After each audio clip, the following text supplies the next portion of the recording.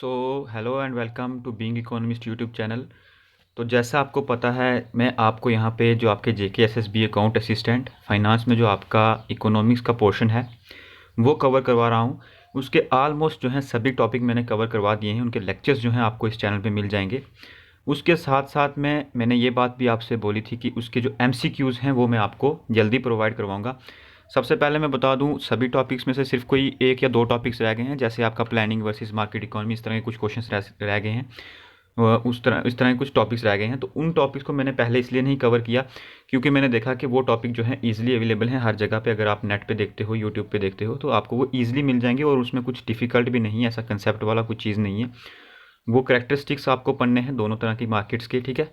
दोनों तरह की इकोनॉमीज़ के आपको बस करैक्टरिस्टिक्स पढ़ने हैं और उनके बीच में आपको कंपैरिजन जो है पता होना चाहिए। इसलिए मैं उसको पहले नहीं करवा रहा हूँ। मैंने ये इंपॉर्टेंट समझा कि आपको MCQ है, सबसे पहले वो कवर करवा लेता हूँ।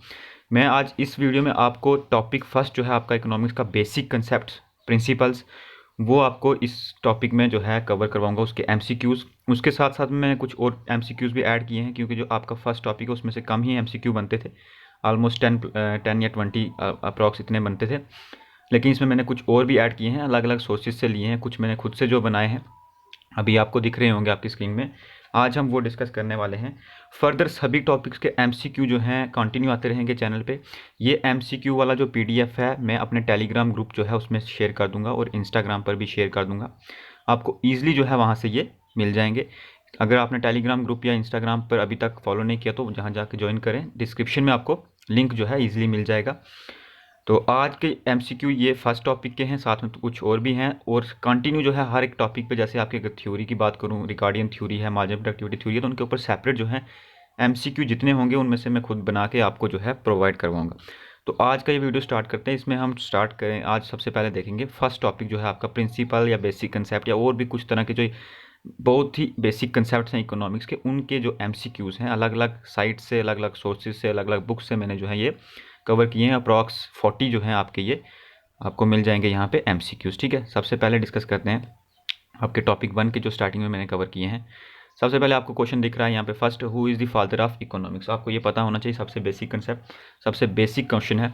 तो आपको पता है जो फादर ऑफ इकोनॉमिक्स का आपका वो है एडम स्मिथ, ठीक है। आपको इसके लिए यहाँ पे एडम स्मिथ दिख रहा होगा, ठीक है। ऑप्शन ए जो है, इस जो पहले टॉप 10 क्वेश्चन हैं जो उनकी मैंने आंसर की जो है आपको यहाँ पे प्रोवाइड की हुई है। साथ साथ में मैंने आंसर की नहीं दी हुई है, यहाँ पे आपको जो है आंसर की दिख जाएगी। फर्स्ट जो आपके टॉप 10 जो क्वेश्चन हैं ये सिर्फ प्योरली जो है आपके टॉपिक 1 जो है प्रिंसिपल्स हैं या फिर बेसिक कंसेप्ट, उसमें से मैंने किए हुए हैं। यहाँ पे आपको जो है इसकी वो मिल जाएगी आंसर की, ठीक है। और अगर आपको इसको कंसेप्ट का कुछ जानना है तो वो वीडियो लिंक भी यहाँ पे पड़ा हुआ है, आप यहाँ पे क्लिक करोगे आप सीधा वीडियो पे पहुँच जाओगे, ठीक है। तो सबसे पहले जो है आपको बेसिक कंसेप्ट में से मैंने जो है जो इंपॉर्टेंट क्वेश्चन हैं वो आपके यहाँ कवर किए। सेकंड क्वेश्चन आपको दिख रहा होगा, wealth definition is given by, ठीक है। आपको पता होना चाहिए कि अलग अलग डेफिनेशंस हैं आपके, अलग अलग इकोनॉमिक्स में अलग अलग डेफिनेशन है जो मोस्ट इंपॉर्टेंट जो है बेसिक कंसेप्ट में आता है, ठीक है। जैसे यहाँ पे आपको दिख रहा है वेल्थ डेफिनेशन, वेलफेयर डेफिनेशन, ठीक है। इसी तरह से आपकी स्कार्सिटी डेफिनेशन है, ठीक है। तो आपको पता होना चाहिए आपकी वेल्थ डेफिनेशन किसने दी है, स्कार्सिटी डेफिनेशन किसने दी है। आंसर्स जो हैं आपको यहाँ पे मिलेंगे, ठीक है। जैसा आपको आपको देखने को मिलेगा यहाँ पे कि आपकी जो वेल्थ डेफिनेशन है वो आपकी दी है किसने, एडम स्मिथ ने। वेल्थ डेफिनेशन क्यों दी है, उन्होंने कहाँ दी है, ये भी आपको पता होना चाहिए, ठीक है। उन्होंने अपनी एक बुक लिखी थी, ठीक है, inquiry into the nature the cause of the wealth of the nation, ठीक है, causes of the wealth of the nation. इसमें जो है उन्होंने अपनी वेल्थ डेफिनेशन का जो है जिक्र किया है, वो भी मैं आपको आगे यहाँ बुक के ऊपर क्वेश्चन जो है वो मिल जाएगा। तो उनकी बुक का नाम आपको याद रखना है, वो कब पब्लिश हुई, वो 1776 में पब्लिश हुई थी, ये भी आपको याद रखना है। इसी बुक में उन्होंने वेल्थ डेफिनेशन के रिगार्डिंग जो है चीज़ें बोली हैं और इसी बुक के कारण उनको फादर ऑफ इकोनॉमिक्स भी जो है कहा जाता है, ठीक है। उसके बाद में आपको थर्ड क्वेश्चन मिल जाएगा वेलफेयर डेफिनेशन का, ठीक है। वेलफेयर डेफिनेशन के लिए आपको पता होना चाहिए कि वेलफेयर डेफिनेशन जो है वो किसने दी है, ठीक है। आपको ये यहाँ पे दिख रहा होगा अल्फ्रेड मार्शल, ठीक है। ये आपको यहाँ पे आंसर्स भी जो है इसके मिल जाएंगे, ठीक है। थर्ड क्वेश्चन का आंसर जो है ये यहाँ पे आपको मिलेगा सी, ठीक है। ये आपका हो जाएगा अल्फ्रेड मार्शल, आपके मार्शल जो है उन्होंने दी है, अल्फ्रेड मार्शल ने आपकी वेलफेयर डेफिनेशन जो है वो दी है, ठीक है। आपके माइंड में ये क्लियर होना चाहिए। उसके बाद who is the father of macro economics, ठीक है। जब भी आप मैक्रो इकोनॉमिक्स की बात करेंगे तो आपके माइंड में जो है एक चीज़ आनी चाहिए, वो है J.M. Keynes, John Maynard Keynes, ठीक है। फादर ऑफ माइक्रो इकोनॉमिक्स किसको कहा जाता है J.M. कीन्स को, क्योंकि उन्होंने इस फील्ड में, माइक्रो इकोनॉमिक्स की फील्ड में बहुत ज़्यादा रेवोल्यूशन की है। आपको 1929 के बाद का जितना पीरियड है, आपको ये चीज़ पता होगी, जो भी इकोनॉमिक्स को पढ़ते हैं उनको पता होगा 1929 का जो ग्रेट डिप्रेशन है, उसके बाद से ही माइक्रो इकोनॉमिक्स की जो पॉलिसीज़ हैं या कंसेप्ट्स हैं वो एग्जिस्टेंस में आए। पहले भी थे लेकिन मेनली उसके बाद में इनका यूज़ किया गया, माइक्रो इकोनॉमिक पॉलिसीज़। जब मैं माइक्रो इकोनॉमिक पॉलिसीज़ की बात करूँगा तो आपके माइंड में आना चाहिए आपकी मॉनेटरी पॉलिसी, आपकी फिजिकल पॉलिसी, आपकी प्राइस स्टेबिलिटी, आपका इन्फ्लेशन, इस तरह की चीज़ें, ठीक है। ये माइक्रो इकोनॉमिक्स के इंडिकेटर्स हैं या माइक्रो इकोनॉमिक्स के कंसेप्ट्स हैं, ठीक है। तो जब माइक्रो इकोनॉमिक्स की बात करेंगे तो आपके माइंड में होना चाहिए कि फादर ऑफ माइक्रो इकोनॉमिक्स किसको कहा जाता है, जेएम कीन्स को कहा जाता है, ठीक है। इसका ऑप्शन आपका हो जाएगा ए, ठीक है। उसके बाद नेक्स्ट आपको दिख रहा है problem of choice firstly coined bye, ठीक है। आपको पता है हमारी प्रॉब्लम ऑफ चॉइस, हमारी प्रॉब्लम ऑफ चॉइस क्यों क्यों अराइज होती है, क्योंकि हमारे लिमिटेड रिसोर्सेज हैं, ठीक है। ये मोस्ट बेसिक कंसेप्ट है, ये मैंने आपको पढ़ाया भी हुआ है, ठीक है। अगर आपको ये पढ़ना है तो इसके लिए आपको यहाँ पे क्लिक करेंगे, यहाँ पे आपको क्लिक हेयर का ऑप्शन दिख रहा है, यहाँ पे आप पूरी वीडियो जो है आपको अवेलेबल होगी इस बेसिक कंसेप्ट पे, ठीक है। मैं बता रहा था आपको प्रॉब्लम ऑफ चॉइसेस अराइज क्यों होती है, क्योंकि हमारे लिमिटेड रिसोर्सेज हैं और हमारी जो वांट हैं वो अनलिमिटेड हैं। इसलिए जो है हमारी जो प्रॉब्लम ऑफ चॉइस हमें करनी पड़ती है कि हमें किस रिसोर्स को यूज़ करना है या किसको नहीं यूज़ करना है, ठीक है। प्रॉब्लम ऑफ चॉइस अराइज क्यों होती है, ड्यू टू लिमिटेड रिसोर्सेज, ठीक है। ये आपके माइंड में होना चाहिए। अब ये जो प्रॉब्लम ऑफ चॉइसेस फर्स्टली किसने कोइन किया था, ये आपके माइंड में होना चाहिए। ये आपका आ जाएगा इसका ऑप्शन सी, ठीक है। पॉल सैमुअल्सन ने फर्स्ट टाइम इस कंसेप्ट को या फिर इस वर्ड को यूज़ किया था, ठीक है। उसके बाद में नेक्स्ट आपको दिख रहा होगा problem of choice of technique of production is related to. देखो अब प्रॉब्लम ऑफ चॉइस हमें पता है, चॉइसेस जो है हमारी उसमें how to produce, for whom to produce, या फिर इस तरह की चॉइसेस जो है हमें करनी पड़ती हैं, ठीक है। What to produce, how to produce, for whom to produce, ठीक है। यहाँ पे लिखा है problem of choice of technique of production. अब हमें क्या है, एक चॉइस करनी है किसमें, प्रोडक्शन की टेक्निक में। अब हमें से ये पूछा गया है कि जो ये वाला इस तरह की चॉइस है, ठीक है, टेक्निक ऑफ प्रोडक्शन की चॉइस है, वो किसके रिलेटेड है। ए आपका हो टू प्रोड्यूस, ठीक है। बी आपका व्हाट टू प्रोड्यूस, या फिर फॉर होम टू प्रोड्यूस, या फिर ऑल ऑफ द अबव, ठीक है। हमें पता होना चाहिए जो प्रॉब्लम ऑफ टेक्निक है ये किसके लिए है, प्रोडक्शन के लिए। प्रोडक्शन के लिए दो टेक्निक्स होती हैं, ठीक है। आपके पास में दो टेक्निक्स होती हैं, आपके पास में दो टेक्निक्स रहेंगी। एक रहेगी आपकी लेबर इंटेंसिव, ठीक है।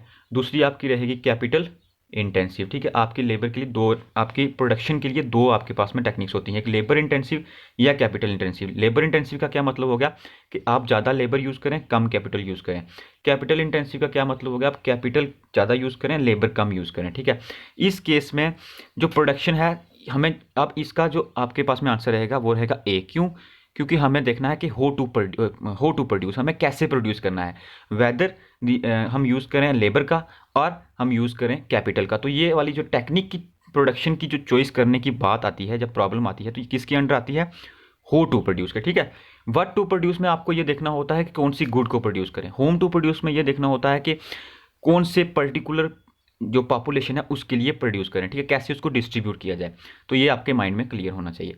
नेक्स्ट आपको 7वां क्वेश्चन है, an economy in which decision of production are mainly taken by central authority is called, ठीक है। अब ये आपका एक अलग से टॉपिक भी है आपके पूरे इस जो आपका इकोनॉमिक्स का आपका पार्ट है उसमें, जिसको आप प्लान्ड वर्सेस मार्केट इकोनॉमी का नाम देख सकते हो, जो आपका आई थिंक 10th टॉपिक है इसमें, ठीक है। इसमें ये क्वेश्चन में ये पूछा गया है कि जहाँ प्रोडक्शन के सारे डिसीजन जो हैं वो सेंट्रल अथॉरिटी लेती है, यानी सेंट्रल गवर्नमेंट लेती है या कोई अथॉरिटी लेती है सेंट्रल, उस इकोनॉमी को क्या बोलते हैं, ठीक है। इसका आपका राइट आंसर हो जाएगा बी, उसको बोलते हैं प्लान्ड इकोनॉमी। अब मैं यहीं से आपको ये कंसेप्ट भी क्लियर कर देता हूँ, ठीक है। इसको प्लान्ड इकोनॉमी भी बोलते हैं, इसको आप कमांड इकोनॉमी भी बोल सकते हैं, ठीक है, कमांड इकोनॉमी। इसको कमांड इकोनॉमी भी बोल सकते हैं, या फिर इसको आप क्या बोल सकते हैं, कम्युनिस्ट इकोनॉमी भी बोल सकते हैं, या फिर इसको आप बोल सकते हैं सेंट्रल अथॉरिटी, ठीक है, या इसको बोल सकते हैं सेंट्रल प्लान्ड इकोनॉमी, ठीक है। इस तरह के इसके कुछ नाम्स हैं।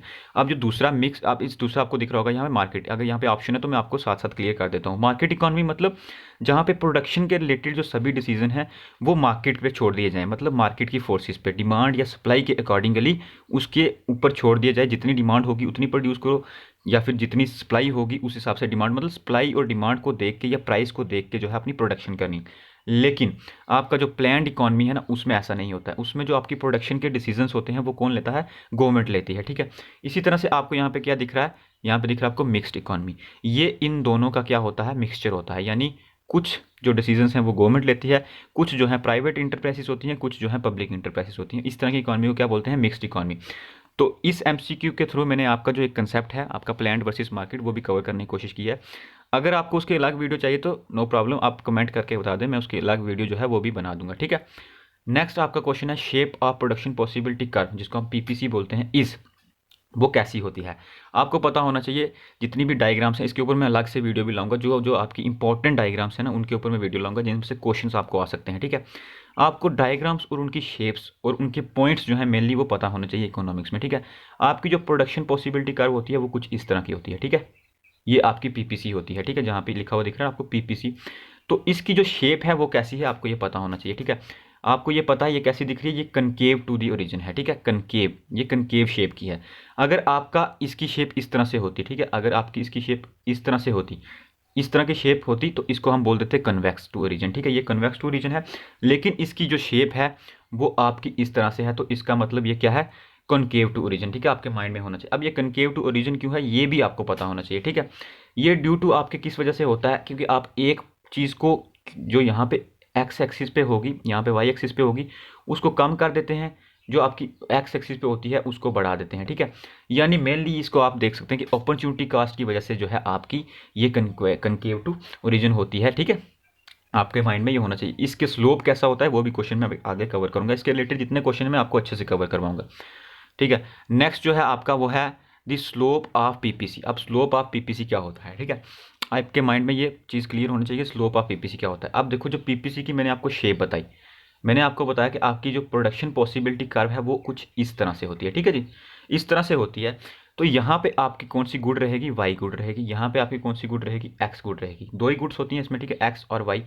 अब आपको पता है जब हम इसमें मूव करेंगे फ्रॉम वाई टू एक्स, ठीक है, हमें कहाँ जाना है, वाई से एक्स की तरफ जाना है, यहाँ से इस तरफ जा रहे हैं हम, ठीक है, नीचे तरफ जा रहे हैं। तो हम जो वाई गुड है उसको कम करते जाएंगे, ठीक है, वाई गुड को कम करते जाएंगे, एक्स गुड को बढ़ाते जाएंगे, ठीक है। इससे क्या होगा, वाई जो है वो कम होता जा रहा है। यस, यहाँ पे मैं आपको एक एग्जांपल लेता हूँ, ये पहले आप यहाँ पे थे, ठीक है, इस पॉइंट पे थे, ये पॉइंट मान लो ए है। अब आप यहाँ से यहाँ पे आ गए, ठीक है, यहाँ से यहाँ पे आ गए, ये पॉइंट क्या है, ये पॉइंट आपका बी है, ये पॉइंट बी है। तो यहाँ से आपका कितना एक्स कम, कितना वाई कम हुआ और कितना एक्स गेन हुआ, यही इसका स्लोप है, ठीक है, यही इसका स्लोप है। इसका आंसर आपका रहेगा ये चेंज इन वाई, यानी कितना चेंज हुआ। ये जो आपको ट्रायंगल दिख रहा है इसका इकोनॉमिक्स में मतलब चेंज, ठीक है, चेंज इन वाई यानी कितना वाई में चेंज हुआ, जिसकी वजह से कितना चेंज हुआ किसमें, एक्स में, चेंज इन एक्स यानी change in Y divided by change in X, ठीक है, ये आपके माइंड में होना चाहिए क्लियर। नेक्स्ट जो क्वेश्चन आपका 10th वो है other name of production possibility curve. आपको पता है पीपीसी के और भी कुछ नेम्स हैं, जैसे आपका प्रोडक्शन पॉसिबिलिटी फ्रंटियर, ठीक है, फ्रंटियर भी बोलते हैं इसको, ट्रांसफॉर्मेशन कर्व भी बोलते हैं इसको, बोथ ए एंड बी, ठीक है, इसका आंसर रहेगा बोथ ए एंड बी। आपके पीपीसी के कितने नाम है, production possibility curve, transformation curve या फिर प्रोडक्शन पॉसिबिलिटी फ्रंटियर, ठीक है। तो आपके माइंड में ये क्लियर होना चाहिए। 10th का आपको सी आंसर जो है वो होगा, ठीक है। ये आपके जो 10 क्वेश्चन मैंने कवर किए ये प्योरली बेस्ड से आपके फर्स्ट बेसिक इकोनॉमिक्स पे, ठीक है, बेसिक जो कंसेप्ट में। अब कुछ और भी हैं, ये भी बेसिक से भी हैं और कुछ अदर भी हैं, ठीक है। 11th क्वेश्चन आपको यहाँ पे दिख रहा होगा, 11th क्वेश्चन है what do you mean by supply of good, ठीक है, ये भी बेसिक क्वेश्चन है, लेकिन आपके जो उसमें वीडियो में जो कवर किए थे वो मैंने टॉप 10 वाले किए थे, ठीक है। अब यहाँ पे आपको 10th है सप्लाई ऑफ गुड्स से आपका क्या मतलब है, सप्लाई ऑफ गुड जब हम बोलते हैं इसका क्या मतलब, इससे आप क्या समझते हो। इसका आंसर आपको दिख रहा है डी, ठीक है। पहले हम ऑप्शंस को रीड कर लेते हैं। स्टॉक अवेलेबल फॉर सेल, नहीं, इसको तो नहीं बोलेंगे। Total stock in the warehouse, stock available for the sale जो होता है ये आपका क्या होता है, इन्वेंट्रीज होती हैं, ठीक है। टोटल स्टॉक जो है वेयर हाउस में, ये तो आपका जितनी सेल होंगी उनको बोल देंगे, मतलब जितना भी सामान आपके स्टॉक में है, ठीक है। The actual production of the good, ये भी नहीं है।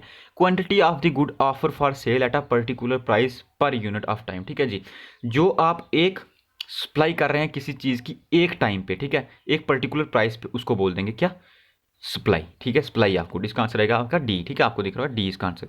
आपका 12th क्वेश्चन ये है, 12th क्वेश्चन आपका है the relation that the law of demand define is. अब देखो आपने लॉ ऑफ डिमांड मैंने आपको पढ़ाया है, जब डिमांड एनालिसिस की थी उसमें लॉ ऑफ डिमांड मैंने पढ़ाया था। तो यहाँ पे लिखा है लॉ ऑफ डिमांड हमें क्या बताता है, क्या डिफाइन करता है, income and price of the community, नहीं, इनकम और प्राइस के बीच में बिल्कुल भी नहीं करता। Price and quantity of the community, ठीक है, या फिर इनकम एंड क्वांटिटी डिमांडेड, या फिर quantity demanded and quantity supply. तो इसका आपका आंसर हो जाएगा बी, बी आपकी प्राइस, ठीक है। जो आपका लॉ ऑफ डिमांड होता है ना इस तरह से, ठीक है, लॉ ऑफ डिमांड की आपको डायग्राम भी पता होनी चाहिए, ठीक है। वैसे तो मैंने आपको बोल दिया कि जितनी भी डायग्राम्स हैं उनके ऊपर मैं सेपरेट वीडियो लाऊंगा, उसमें सारी डायग्राम्स जो है वो कवर करूंगा। इस तरफ आपका प्राइस होता है, ठीक है जी, और इस तरफ आपकी क्या होती है, क्वांटिटी डिमांडेड, ठीक है, या फिर इसको आपको डिमांड भी बोल सकते हैं सिंपली, ठीक है। अब आपको यहाँ पे क्या दिख रहा है, एक कर्व है, इसी को हम डिमांड कर्व बोलते हैं, ठीक है। ये डाउनवर्ड स्लोप होती है, ठीक है। ये डिमांड कर्व जो है आपकी डाउनवर्ड स्लोप पे होती है। अब आपकी ये डिमांड कर्व है, यहाँ पे अगर ये चीज़ है देख लो, इतना प्राइस है, ठीक है, P1 प्राइस है और डिमांड कितनी है, D1, ठीक है। यहाँ पे D1 आपकी डिमांड रहेगी। तो कितना प्राइस पे कितनी डिमांड हुई, ठीक है। हमारा रिलेशन क्या है डिमांड कर्व का, हमने देखा कि लॉ ऑफ डिमांड किस चीज़ का रिलेशन है, कितना प्राइस है और कितनी क्वांटिटी है किसी कम्युनिटी की, कितनी उसकी डिमांड है, ठीक है। और इसका आंसर रहेगा आपका बी, ठीक है। इस तरह से आपको याद रखना है। 13 क्वेश्चन है आपका, what do you mean by mixed economy, ठीक है। फिर से क्वेश्चन आपका इकोनॉमी की टाइप्स पे आ गया। मिक्स्ड इकोनॉमी क्या होती है, मैंने आपको पहले ही बताया, मिक्स्ड इकोनॉमी होती है जिसमें पब्लिक और प्राइवेट दोनों सेक्टर होते हैं, ठीक है। या फिर आप बोल सकते हो मिक्स्ड इकोनॉमी वो होती है जिसमें आपकी सेंट्रल आपकी प्लान्ड इकोनॉमी और आपकी मार्केट इकोनॉमी दोनों वर्क करती हैं, ठीक है जी। उसके बाद आपका 14 क्वेश्चन यह है, what do you mean by gross national product. मैंने आपको जीडीपी वाला, नेशनल इनकम वाला पूरा टॉपिक जो है अच्छे से कवर करवाया हुआ है। अबाउट 30+ मिनट की वो जो है आपकी वीडियो है, आप उसको अच्छे से देखें। इसमें लिखा है कि उसमें मैंने gross national product, gross domestic product, net national product, net domestic product, सब चीज़ें कवर करवाई। यहाँ पे लिखा है कि ग्रॉस नेशनल प्रोडक्ट किसके इक्वल होता है, तो ये इक्वल होता है total value of goods and services produce in economy and net factor income from abroad. इसमें जब हम प्लस कर देंगे, यानी डोमेस्टिक से हम उसको नेशनल बुला रहे हैं, इसलिए उसमें net factor income from abroad add कर रहे हैं। ये मैंने आपको उसमें अच्छे से पढ़ाया हुआ है। मैं आपको रेफर करूंगा कि आप वो वाली जो वीडियो है वो जरूर देखें, ठीक है, नेशनल इनकम के जितने भी टॉपिक्स हैं उसमें। उसके बाद आपका 15 क्वेश्चन है, the main economic problem faced by all societies. ये तो आपको सबको पता है, स्कैरसिटी हमने पहले ही पढ़ा कि सेंट्रल प्रॉब्लम ऑफ इकोनॉमी क्या है, स्कैरसिटी है, लिमिटेड रिसोर्सेज हैं, ठीक है। The law of demand means, फिर से लॉ ऑफ डिमांड पे क्वेश्चन है कि लॉ ऑफ डिमांड का क्या मतलब है। लिखा है as the quantity demanded rise price rises, नहीं ऐसा तो बिल्कुल नहीं है। The price rises quantity demanded rise, ऐसा भी बिल्कुल नहीं है। As price rise quantity demand fall, ठीक है। मैंने आपको अभी बताया एक डायग्राम बना के, ये वाली आपकी एक क्या है, डिमांड कर्व है, किसकी, लॉ ऑफ डिमांड की, ठीक है। जैसे ही इसमें क्या लिखा है, आंसर सी में क्या लिखा है, एज प्राइस राइस, ठीक है। यहाँ से जब हम ऊपर की तरफ जा रहे हैं, क्योंकि प्राइस हमें पता है, हम इस एक्सिस पे प्राइस लेते हैं, इस एक्सिस पे क्वांटिटी डिमांड लेते हैं। जब हम यहाँ से पहले कुछ चीज़ यहाँ पे इतनी थी, ठीक है, अब हमने प्राइस जो है बढ़ गई, यहाँ पे चले गए, और क्वांटिटी डिमांडेड क्या हुई, क्वांटिटी डिमांडेड जो है कम हो गई, प्राइसेस बढ़ गए। यही चीज़ यहाँ पे लिखी, as prices rises quantity demanded fall, और इसका opposite quantity demanded rise prices fall, ठीक है। इसी को बोलते हैं law of demand. Law of demand simply is inverse relationship between price and your quantity demanded, ठीक है। उसके बाद आपका 17 क्वेश्चन क्या है, in economics a good is something which, किस चीज़ को गुड बोलेंगे, ठीक है। गुड्स जो आपकी होती हैं सामान, is a service, can be service, या फिर अपेयरिंग अपील, या फिर सेटिस्फाइंग वांट एंड नीड्स, ठीक है। इसका आंसर रहेगा आपका सेटिस्फाइंग वांट्स एंड नीड। कोई भी चीज़ जो हमारी वांट्स और नीड्स को सेटिस्फाई करती है उसको हम गुड्स बोलते हैं, ठीक है। उसके बाद है demand for a community refers to, demand किसको बोलेंगे, नीड फॉर कम्युनिटी बिल्कुल नहीं, डिज़ायर फॉर कम्युनिटी बिल्कुल नहीं। उसके बाद लिखा है amount of community demanded at a particular price at a particular time, बिल्कुल इसको हम बोलेंगे क्या, हमारी डिमांड। डिमांड हम किसको बोलेंगे, हमारे पास हमारी नीड भी हो, डिज़ायर भी हो, प्लस हमारे पास सफिशिएंट परचेजिंग पावर हो, एक पर्टिकुलर टाइम पे हम उसको लेने के लिए रेडी हों, उसको हम डिमांड बोल देंगे। ये डिमांड वाले कंसेप्ट मैंने अच्छे से पढ़ाया हुआ है, ठीक है। उसके बाद लिखा the cost of one thing in terms of alternative given by is called, बहुत इंपॉर्टेंट क्वेश्चन है आपका ये 19 क्वेश्चन। एक कास्ट जो हम क्या कर रहे हैं इस टर्म में, उसको पढ़ रहे हैं कि हम दूसरी कास्ट को अल्टरनेट कर रहे हैं, ठीक है। मतलब किसी चीज़ को अल्टरनेट करके हमने कोई दूसरी चीज़ ली, जैसे आपने कार, आपके पास में एक अल्टरनेटिव था कि आप या तो एक मोबाइल फ़ोन लें या आप लैपटॉप लें, ठीक है। तो आपने लैपटॉप को अल्टरनेट करके उसकी बजाय फ़ोन ले लिया, तो जो लैपटॉप की अल्टरनेट कॉस्ट है उसको क्या बोलेंगे, आप सबको ये पता होना चाहिए, उसको बोलेंगे अपॉर्चुनिटी कॉस्ट, ठीक है। क्योंकि आपके पास में वो अपॉर्चुनिटी थी जिसकी, उसको छोड़ के आपने दूसरी अपॉर्चुनिटी जो है वो ग्रैब की, ठीक है। तो इस तरह की जो कास्ट होती है उसको अपॉर्चुनिटी कास्ट बोलते हैं, जिसके लिए आप जो है किसी दूसरी चीज़ को गिव अप कर देते हैं, जो अल्टरनेटिव होता है उसको गिव अप करके दूसरी चीज़ को जो है वो लेते हैं, ठीक है, ग्रैब करते हैं। इसी तरह से आपका 20 क्वेश्चन है, in which of the following market structure is the degree of control over the price of its product by a firm is very large, ठीक है। मैंने आपको फॉर्म्स ऑफ मार्केट पूरे पढ़ाए हैं, ठीक है। मैंने अच्छे से बताया है कि किस मार्केट का क्या मीनिंग है।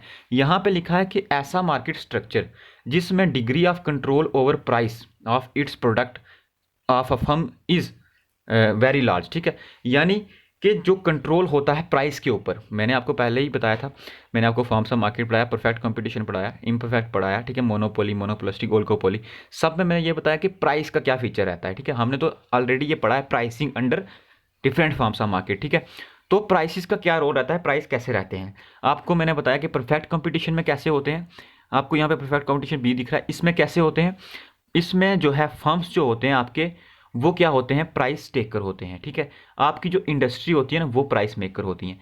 इसका मतलब परफेक्ट कंपटीशन में जो कंट्रोल होता है प्राइस के ऊपर किसका, फर्म्स का, वो तो इतना लार्ज नहीं होता है, ठीक है। जहाँ से यहाँ पे लिखा है कि लार्ज किस में होता है, इम्परफेक्ट में भी नहीं होता, ओलिगोपोली में कुछ तक की डिग्री जो है होती है।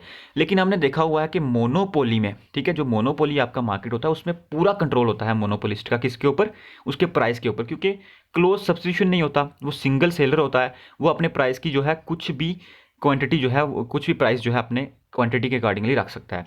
मैंने बहुत अच्छे से आपको ये मार्केट वाले फॉर्म जो भी जितना भी कंसेप्ट जो पढ़ाया है टॉपिक, उसमें इतने अच्छे से बहुत अच्छे से एक्सप्लेन किया, वो ज़रूर देखें, ठीक है।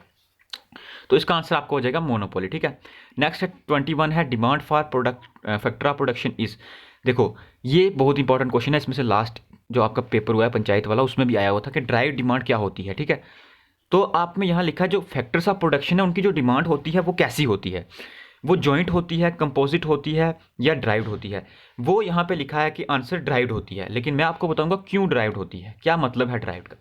देखो यहाँ पे आपका कोई प्रोडक्शन प्रोसेस चल रहा है, ठीक है, यहाँ पे आपका कोई प्रोडक्शन प्रोसेस चल रहा है, जिसके जिसके लिए आपको चाहिए क्या, factors of production. Factors of production आपको किसके लिए चाहिए, जो आपकी प्रोडक्शन चल रही है किसी एक पर्टिकुलर जगह पे, ठीक है, आपको क्या चाहिए उसके लिए, फैक्टर्स। यहाँ पे आपकी चल रही है कोई कंस्ट्रक्शन वर्क, या फिर कोई आपकी इंडस्ट्री, या फिर कोई भी रोड कंस्ट्रक्शन, या फिर किसी तरह की बिल्डिंग। तो अब यहाँ पे इसके लिए आपको रिक्वायरमेंट है किसकी, फैक्टर्स की। तो जो फैक्टर्स की डिमांड है ना, वो ड्राइव्ड हुई किसकी वजह से, इस डिमांड पर्टिकुलर चीज़ की वजह से। जो रोड की डिमांड है, पहले रोड की डिमांड थी, रोड की डिमांड की वजह से आपकी फर्दर किसकी डिमांड हुई, फैक्टर्स ऑफ प्रोडक्शन की। तो फैक्टर्स ऑफ प्रोडक्शन की जो डिमांड है वो डायरेक्ट डिमांड नहीं है, वो ड्राइव डिमांड है। क्यों, क्योंकि पहले रोड की डिमांड हुई, फिर फैक्टर्स की डिमांड हुई। तो इस लिहाज से ये कहा जाता है कि फैक्टर्स ऑफ प्रोडक्शन की जो डिमांड है वो क्या होती है, वो होती है mainly drive demand. Okay, next question है आपका 22, producers demand for a factor of production is governed by the dash of the that factor, ठीक है। बोलते हैं कि जो एक प्रोड्यूसर है वो किस चीज़ को देख के फैक्टर्स की जो है ज़्यादा डिमांड करता है, किस चीज़ को देख के फैक्टर्स की डिमांड करता है, कौन सी चीज़ है वो। तो आपको पता होना चाहिए मार्जिनल प्रोडक्टिविटी। इसका क्या मतलब होता है, जो मैंने आपको एक टॉपिक पढ़ाया है मार्जिनल प्रोडक्टिविटी थ्योरी, उसमें मैंने अच्छे से बताया है कि मार्जिनल प्रोडक्टिविटी क्या चीज़ है, ये कैसे काम करती है, ठीक है। आपको ये पता होना चाहिए कि किसी भी फैक्टर की जो सबसे इंपॉर्टेंट चीज़ होती है वो होती है उसकी मार्जिनल प्रोडक्टिविटी, कि वो काम में कितना कंट्रीब्यूट कर रहा है, ठीक है। उसी चीज़ को देख के कोई भी जो प्रोड्यूसर है उसको काम पे रखता है, ठीक है। ये आपके माइंड में क्लियर होना चाहिए। अगर बहुत ज़्यादा इस चीज़ की आपको क्लैरिटी चाहिए तो आप मार्जिनल प्रोडक्टिविटी थ्योरी जो मैंने पढ़ाई है वो आप देख सकते हैं, ठीक है। नेक्स्ट आपको दिख रहा है who is the lender of the last restored in the banking structure of India. ये बैंकिंग में से आपका क्वेश्चन है, ठीक है। ये आपको पता होना चाहिए, क्या पता आपके सिलेबस में है ये नहीं अच्छे, लेकिन फिर भी एक बेसिक कंसेप्ट है जो आपको पता होना चाहिए, ठीक है। हाँ बिल्कुल, ये आपका जो मैंने रोल ऑफ आरबीआई पढ़ाया उसमें मैंने आपको ये पढ़ाया हुआ है, ठीक है। तो आपको पता होना चाहिए कि ये किस बैंकिंग स्ट्रक्चर का फीचर है, कौन से बैंक का ये फीचर है, लेंडर ऑफ लास्ट रिसॉर्ट। तो लेंडर ऑफ लास्ट रिसॉर्ट का क्या मतलब होता है, इसका मतलब सबसे पहले आपको पता होना चाहिए, ठीक है। इसका मतलब क्या है, लेंडर ऑफ लास्ट रिसॉर्ट, इसका मतलब है कि जब कभी भी कोई भी हमारा इंडिया में कोई भी बैंक हो, कमर्शियल बैंक जितने भी हैं, अगर उनके पास में रिजर्व्स जो हैं वो ख़त्म हो जाते हैं, ठीक है, उनके पास में डिपॉजिट जो है ख़त्म हो जाते हैं, तो उनकी लास्ट रिसॉर्ट जो होता है वो कौन होता है, वो आपका उनका सेंट्रल बैंक होता है। इंडिया में सेंट्रल बैंक कौन है, आरबीआई है, ठीक है। आपको बताना चाहिए इंडिया में सेंट्रल बैंक आरबीआई है। तो जब भी किसी कमर्शियल बैंक को जो आपकी करेंसी की ज़रूरत पड़ती है या पैसे की ज़रूरत पड़ती है, तो वो किसके पास जाता है, एट द एंड जो है, अगर उसके पास खत्म हो जाए तो लास्ट रिसॉर्ट जो होता है उसका वो कौन होता है, आरबीआई होता है, सेंट्रल बैंक होता है, ठीक है। ये आपके माइंड में क्लियर होना चाहिए। नेक्स्ट है dash is the official minimum rate at which central bank of a country is prepare to discount approve bill held by the commercial bank, ठीक है। ये आपको सिंपली आपको पता है, मैंने सभी रेट्स आपको पढ़ाए हैं, बैंक रेट, रेपो रेट, ठीक है, prime lending rate, reserve repo rate. आप जाके देखना अपनी मॉनेटरी पॉलिसी वाला जो है कि किस तरह से आरबीआई क्रेडिट कंट्रोल करता है। मैंने मॉनेटरी पॉलिसी अच्छे से पढ़ा है, उसमें देखो जाके कि इन सारे रेट्स का क्या मतलब है, ठीक है, ये रेट्स क्या होते हैं, तो किस तरह से इन रेट्स के साथ इन रेट्स का यूज़ करके आरबीआई जो है वो क्रेडिट को कंट्रोल करता है, ठीक है। आप इनको अच्छे से देखो जाके। उसके बाद में है 25 question, in order to control credit Reserve Bank of India should, ठीक है। अब आपको पता है क्रेडिट को कंट्रोल करना है, यानी मनी सप्लाई को कम करना है, तो आरबीआई क्या करेगी। मैंने बहुत अच्छे से पढ़ाया, फिर भी इसमें आपको मैं अच्छे से क्लियर करवाता हूँ, ठीक है। अब मान लो कि ये आपका क्रेडिट है, ये ठीक है आपकी मनी है, एक किसमें, एक इकोनॉमी में, आपके एक नेशन में, इसको कम करना है, ठीक है, मनी सप्लाई को कम करना है या इसको ज़्यादा करना है। कम कब करेंगे, जब इन्फ्लेशन होगा, ठीक है। ज़्यादा कब करेंगे, जब डिफ्लेशन होगा, ठीक है, जब डिप्रेशन में होगी इकोनॉमी, ठीक है। अगर आप कम करना है, जैसे कि हमें यहाँ पे क्वेश्चन आया हुआ है कि कंट्रोल करना है, ठीक है, क्रेडिट को कंट्रोल कर देना है, यहाँ पे आपको क्वेश्चन दिख रहा है क्रेडिट को कंट्रोल कर देना है। तो अगर इंक्रीज कर देगी सीआरआर मतलब कैश रिजर्व रेशियो, क्या होती है कैश रिजर्व रेशियो, सीआरआर क्या होता है अभी बताता हूँ मैं। सीआरआर का मतलब है कि आपके जो कमर्शियल बैंक्स होते हैं ना, जैसे आपका जेके बैंक है, जैसे आपका पंजाब नेशनल बैंक है, जैसे आपका एसबीआई है, इनके पास में एक रिजर्व होता है। जो आप जाके बैंक में पैसा देते हैं ना, अपना डिपॉजिट करवाते हैं, उसमें से सारा पैसा जो है वो आपके बैंक में नहीं रहता, आपके अकाउंट में नहीं रहता, उसमें से कुछ पैसा निकाल के बैंक जो है अपने अकाउंट में रख लेता है, मतलब रिजर्व में रख लेता है, कैश को रिजर्व में रख लेता है, कुछ परसेंटेज लाइक 10%, लाइक 20%, ठीक है। और ये जो परसेंटेज होती है ना, ये भी डिसाइड कौन करता है, आपकी आरबीआई करता है, ठीक है। अब मान लो कैश रिजर्व रेशियो जो है बैंक ने वो ज़्यादा कर दी, और फर्स्ट ऑप्शन के अकॉर्डिंगली बता रहा हूँ, ठीक है, कैश रिजर्व जो है ज़्यादा कर दी और डिक्रीज कर दी है बैंक रेट। अब ये बैंक रेट क्या होता है, बैंक रेट होते हैं जिसके ऊपर, पर्टिकुलर रेट के ऊपर ये कमर्शियल बैंक रिजर्व बैंक से लोन लेते हैं, ठीक है। आपके माइंड में इतना क्लियर होना चाहिए। फर्दर आपको क्लियरिफिकेशन चाहिए इसकी, तो आप मॉनेटरी पॉलिसी वाले जो टॉपिक है उस पर जाओ, ठीक है। तो क्या, जब क्रेडिट को ज़्यादा कर, कैश रिजर्व को ज़्यादा कर देगी सीआरआर को, और बैंक रेट्स को कम कर देगी, तो क्रेडिट कंट्रोल हो जाएगा, बिल्कुल नहीं होगा, ठीक है। क्यों नहीं होगा, अगर कैश रिजर्व जो है वो उनको ज़्यादा कर देंगी, क्योंकि डिक्रीज कर देगी, अगर आपके जो आपके बैंक रेट्स को डिक्रीज कर रही है, ठीक है, आरबीआई बैंक रेट्स को डिक्रीज कर रही है, तो अब लोन इस रेट पे लेते हैं कौन, कमर्शियल बैंक, तो इसका मतलब अब उनको जो है इसका रेट जो कम पड़ रहा है, ठीक है, परसेंटेज जो है कम पड़ रही है, मतलब इंटरेस्ट कम पड़ रहा है, तो वो ज़्यादा लोन लेंगे, आरबीआई से ज़्यादा लोन लेंगे, ज़्यादा लोन आगे देंगे भी, तो इससे तो कैश जो है आपकी क्रेडिट जो है वो बढ़ेगा, मनी सप्लाई कम थोड़ी ना होगा। तो हमने देखना है कि कंट्रोल कैसे होगा। सेकेंड ऑप्शन है कि डिक्रीज कर दे सीआरआर। अब डिक्रीज कर देगी तो अपने पास कम रखेंगे, लोगों को ज़्यादा देंगे, तो उससे भी तो फ्लो बढ़ जाएगा। अब आपका सी ऑप्शन है कि या तो इंक्रीज कर दे और साथ ही में बैंक रेट भी इंक्रीज हो जाए, ठीक है। एक तो ये जो सीआरआर है ना आपका, ये भी इंक्रीज हो जाए, मतलब क्या है, पहले आप सिर्फ 10% अपने पास रख रहे थे, बाकी का जो 90% था वो लोगों को दे रहे थे एज अ लोन, लेकिन अब आप अपने पास में 20% रख रहे हो, आपके पास में पीछे कितना बच रहा है, ओनली 80%, ठीक है, ओनली 80% बच रहा है। इसका मतलब जब इंक्रीज कर देंगे सीआरआर तो आपका क्रेडिट कंट्रोल हो जाएगा। या फिर आपका बैंक रेट जो है, आप पहले जो लोन ले रहे थे आरबीआई से वो सस्ता पड़ रहा था, अब आपको महंगा पड़ रहा है, तो आप उससे कम लोगे तो आगे भी कम ही दोगे, तो आपका ऑप्शन सी जो है वो राइट होगा। किस लिए, क्रेडिट को कंट्रोल करने के लिए, ठीक है। तो ये आपके माइंड में क्लियर होना चाहिए। 26 आपका क्वेश्चन है कि the following is the direct tax among, कौन सा इसमें से डायरेक्ट टैक्स है, हाउस टैक्स आपका डायरेक्ट, आपको पता होना चाहिए आपके टैक्स स्ट्रक्चर जो है वो कैसा है, ठीक है। आपके जो है टैक्स जो है आपके दो तरह के होते हैं, ठीक है, आपका एक हो जाएगा डायरेक्ट, एक हो जाएगा इनडायरेक्ट, ठीक है। ये आपके माइंड में क्लियर होना चाहिए, direct tax and indirect tax क्या होते हैं, अच्छे से आपके माइंड में ये कंसेप्ट क्लियर होना चाहिए। हालांकि ये आपके सिलेबस में नहीं है, फिर भी एक बेसिक कंसेप्ट है, इसलिए बता रहा हूँ। डायरेक्ट टैक्स आपके होते हैं जैसे आपका इनकम टैक्स हो गया, ठीक है, आपका हाउस टैक्स हो गया, आपका जब कोई भी लोन लेते हैं, कार लोन, इस तरह के जो लेते हैं वो आपके क्या होते हैं, डायरेक्ट टैक्स होते हैं, ठीक है। लेकिन आपके जैसे वैल्यू एडिड हो गया, एक्साइज ड्यूटीज़ हो गया, ठीक है, कस्टम ड्यूटीज़ हो गया, ये आपके इनडायरेक्ट टैक्सेस होते हैं, तो आपके माइंड में ये भी क्लियर होना चाहिए। उसके बाद है 27 है आपका, the capital that is consumed by an economy और a firm in the production process is known as. मैंने आपको जब नेशनल इनकम वाला कंसेप्ट पढ़ाया था ना, उसमें मैंने आपको एक टर्म पढ़ाई थी, वो थी आपकी डेप्रिसिएशन, ठीक है। ये डेप्रिसिएशन क्या होता है, ये मतलब कि आपकी जो नॉर्मल आपका क्या होता है, रिप्लेसमेंट कॉस्ट। देखो आपके पास में कोई आपके पास में आपके पास में कोई आपके पास में कोई मशीनरी है, ठीक है, आपके पास में कोई एक मशीनरी यूनिट है जो आपका रेगुलर बेसिस में यूज़ होती है, किसके लिए, प्रोडक्शन प्रोसेस के लिए, ठीक है, आपके प्रोडक्शन प्रोसेस के लिए ये यूज़ हो रही है। अब आपको इसको यूज़ करने के लिए आपको इसको डेली एक्सपेंस देने होते हैं, जैसे आपका पेट्रोल, डीजल या इस तरह के कुछ डेली एक्सपेंसेस होंगे जो इसके ऊपर आप यूज़ करते हो। अब मान लो आफ्टर अ मंथ या आफ्टर 2 मंथ या आफ्टर कुछ वीक्स, अब इसमें कुछ प्रॉब्लम्स हो जाती हैं। ये डेली आप इसको यूज़ कर रहे हो, लेकिन इसमें कुछ प्रोडक्शन के टाइम पे इसमें कुछ प्रॉब्लम्स आ जाती हैं, ठीक है। आप उनको ठीक करवाते हो, ठीक है। अब आपकी जो ये कैपिटल है ना, ये एक मशीन जो है आपकी कैपिटल है, ठीक है। ये आपका कुछ एक्सपेंस ले रही है आपकी प्रोडक्शन के लिए, ठीक है। यहाँ पे क्या लिखा है, आपकी जो कैपिटल है वो कंज्यूम करती है, ठीक है। क्या आपकी जो कैपिटल कॉस्ट जो कंज्यूम करती है, आपकी कैपिटल जो आपकी प्रोडक्शन प्रोसेस में कॉस्ट कंज्यूम करती है, उसको क्या बोलेंगे? उसको सिंपली हम क्या बोलेंगे? डेप्रिसिएशन, ठीक है। डेप्रिसिएशन का मतलब है आपने एक मशीनरी लगाई हुई है जिसको आप यूज़ कर रहे हो प्रोडक्शन प्रोसेस के लिए, लेकिन उसकी प्रोडक्शन में उसमें कुछ खराबी आ रही है, उसमें कुछ प्रॉब्लम आ रही है, उसके ऊपर रिप्लेसमेंट कॉस्ट लग रही है, रिपेयरिंग कॉस्ट लग रही है। वो जो कास्ट है उस कास्ट को क्या बोलेंगे? डेप्रिसिएशन, ठीक है। उसको क्या टर्म देंगे? डेप्रिसिएशन। ये आपके माइंड में क्लियर होना चाहिए। 28 है आपका, which of the following is known as a International Bank for Reconstruction and Development. बहुत इंपॉर्टेंट क्वेश्चन है कि इनमें से कौन से बैंक को पहले क्या बोलते थे? International Bank for Reconstruction and development, IBRD, ठीक है। किस बैंक को IBRD पहले बोला जाता था? तो वो है आपका वर्ल्ड बैंक, ठीक है। आपके माइंड में ये क्लियर होना चाहिए पूरा कंसेप्ट, ठीक है। उसके बाद नेक्स्ट है आपका the law of scarcity. Law of scarcity क्या बताता है? यही बताता है कि कंज्यूमर्स जो हैं, implies that consumer wants will never be completely satisfied, ठीक है। स्कैरसिटी की वजह से कंज्यूमर्स की वांट अनलिमिटेड हैं और जो रिसोर्सेज हैं वो लिमिटेड हैं, ठीक है। ये आपके माइंड में क्लियर होना चाहिए।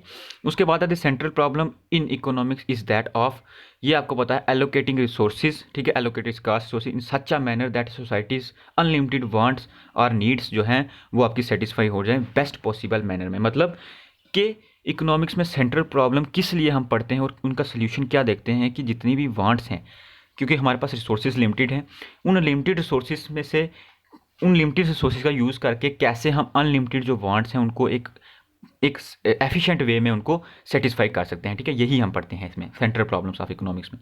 उसके बाद है capital intensive technique is chosen in the, ठीक है। आपकी जो कैपिटल इंटेंसिव, मैंने आपको पहले बताया, आप किसी चीज़ की प्रोडक्शन करते हैं, अगर आप किसी चीज़ की प्रोडक्शन करते हैं तो आपके दो तरीके होते हैं प्रोडक्शन के। एक होता है कैपिटल इंटेंसिव, एक होता है लेबर इंटेंसिव, ठीक है। कैपिटल इंटेंसिव में हम ज़्यादा कैपिटल यूज़ करते हैं, लेबर इंटेंसिव में ज़्यादा लेबर यूज़ करते हैं। अब क्वेश्चन क्या है कि कैपिटल इंटेंसिव कैसी होती है? तो फर्स्ट ऑप्शन क्या लिख रहा है आपको? लेबर सरप्लस इकोनॉमी, बिल्कुल नहीं, कैपिटल सरप्लस इकोनॉमी। मैंने आपको पहले बताया कैपिटल इंटेंसिव टेक्निक में हम कैपिटल सरप्लस इकोनॉमी की बात करते हैं जिसमें कैपिटल ज़्यादा होती है, लेबर कम होता है, ठीक है। तो इसका आंसर होगा बी। इसी तरह से लेबर इंटेंसिव में लेबर ज़्यादा सरप्लस होगी, ठीक है। आंसर होगा इसका बी, इफ़ द मार्जिनल यानी additional opportunity cost is constant, PPC will be, ठीक है। मैंने आपको पहले क्या बताया कि आपकी जो प्रोडक्शन पॉसिबिलिटी कर्व है वो ऐसे होती है। मैंने आपको बताया क्यों होती है, आपकी अपॉर्चुनिटी कॉस्ट की वजह से, ठीक है। मार्जिनल अपॉर्चुनिटी कॉस्ट की वजह से,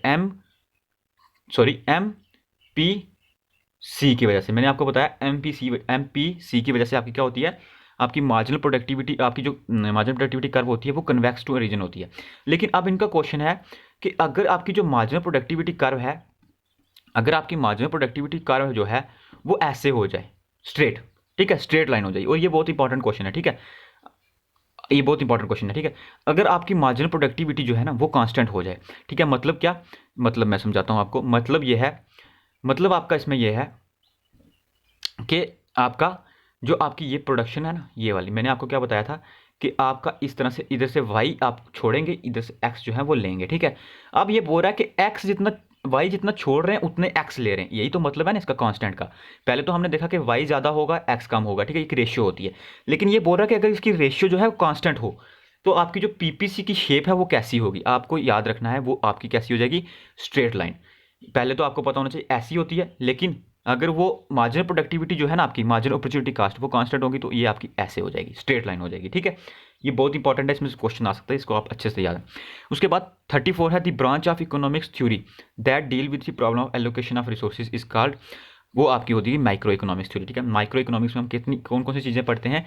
एलोकेशन की, ठीक है, माइक्रो लेवल की, इंडिविजुअल लेवल की, कि किस तरह से हम एलोकेट कर सकते हैं किसको, रिसोर्सेज को, या फिर हम डील करते हैं इस प्रॉब्लम को किस तरह से रिसोर्सेज अच्छे से एफिशिएंटली जो है हम एलोकेट कर सकते हैं।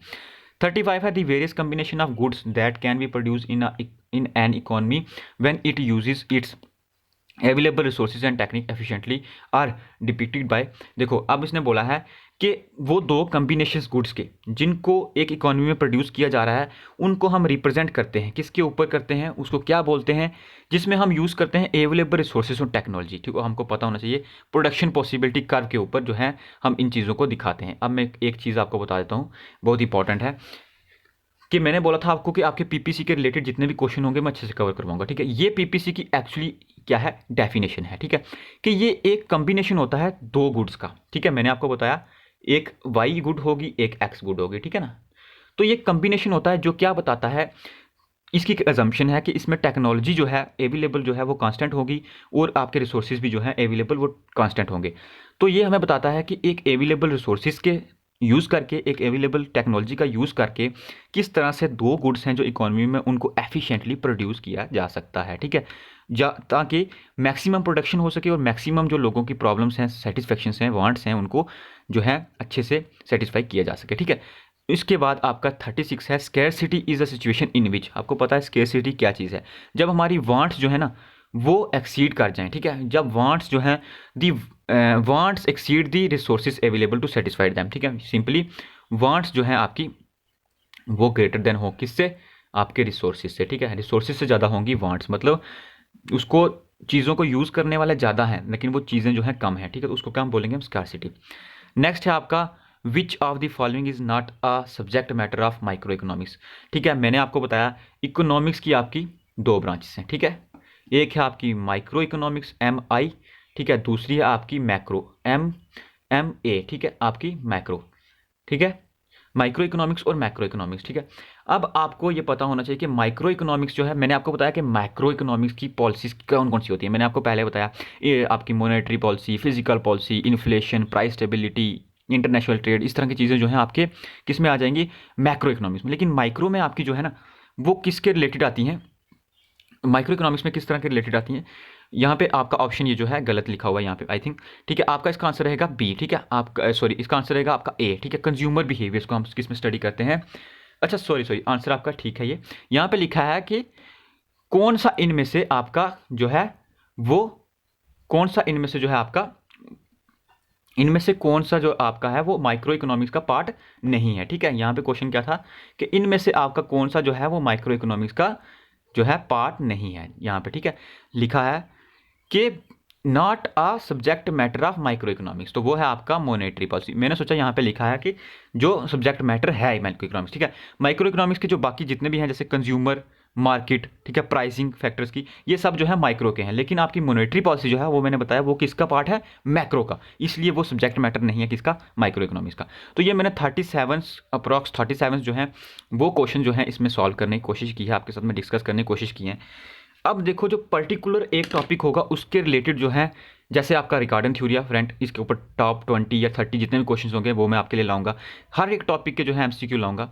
आपको सिर्फ दो ही काम करने हैं, एक वीडियोस को शेयर करना है, चैनल को सब्सक्राइब करना है, टेलीग्राम ग्रुप जो है ज्वाइन कर लो अगर आपको इसका PDF जो चाहिए। ठीक है, टाइम टू टाइम अपडेट्स चाहिए, टेलीग्राम ग्रुप ज्वाइन कर लो, इंस्टाग्राम पे जो है फॉलो कर लो। टाइम टू टाइम जो है इंपॉर्टेंट चीज़ें जो है आती रहेंगी। आपके एग्जाम से पहले जो है आपकी रिवाइज जो होगा वो अच्छे से मैं करवा दूंगा। जो टॉपिक 2-3 रह गए हैं अगर आपको वो चाहिए आप कमेंट करके बता दो, वो भी मैं आपको दे दूंगा। ठीक है, अदरवाइज अगर वो नहीं चाहिए, आपने वो पढ़ लिए हैं कहीं से, तो मैं उनके ऊपर टाइम जो है वेस्ट नहीं करना चाहता। मैं चाहता हूँ कि MCQ के थ्रू आपकी रिवीजन जो है वो करवाऊँ। ठीक है, तो होप ये वीडियो आपके लिए जो है बहुत ज़्यादा यूज़फुल रही होगी। चैनल आप ज़रूर सब्सक्राइब करें, इसको शेयर करें मैक्सिमम। Thank you.